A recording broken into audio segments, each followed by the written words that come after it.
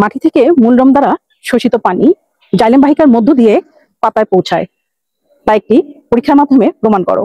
এই প্রশ্নের উত্তর জানেন না বা পড়েননি এমন কোনো মানুষ হয়তো খুঁজে পাওয়া যাবে না।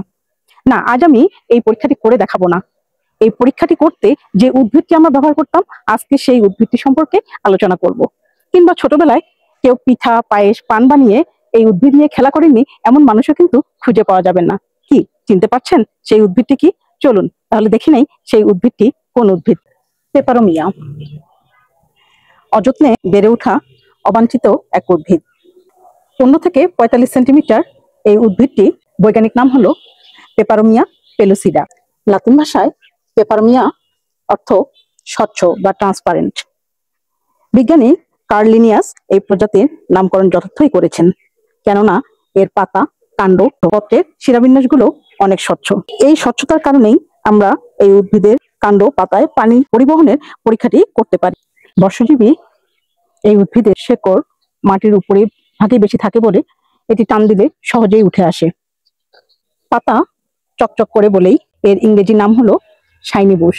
এর রয়েছে আরো অনেক সুন্দর সুন্দর নাম: pepper elder, silver bush, rat ear, man to man, clearweed ইত্যাদি। আরেকটি মজার নাম হলো লুচি পাতা। হাতে একটু মুড়ে নিলেই এই পাতাগুলো উপরটা তেলের মতো একটি আবরণ দেখা যায়, যেন মনে হয় লুচি ফুলে ভেজে উঠেছে।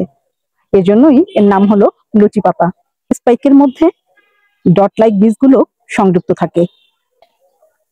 এদের বীজ থেকে সরিষার মতো গন্ধ পাওয়া যায়। স্যাঁতস্যাঁতে ছায়াযুক্ত স্থানে এই উদ্ভিদটি জন্মে। পেপারোমিয়ার ক্ষুদ্র বীজগুলো বেশিরভাগ বৃষ্টির পানিতে বাহিত হয়ে বংশবৃদ্ধি ঘটায়। অযত্নে বেড়ে ওঠা এই অবাঞ্ছিত উদ্ভিদটি রয়েছে অনেক ঔষধি গুণ, যা আমাদের অজানাই রয়ে গেছে। তবে এই উদ্ভিদটির ঔষধি গুণাগুণ জানতে এবং পানি পরিবহনের এই পরীক্ষাটি দেখতে আমার সঙ্গেই থাকুন। ভিডিওটি আপনাদের কেমন লাগলো?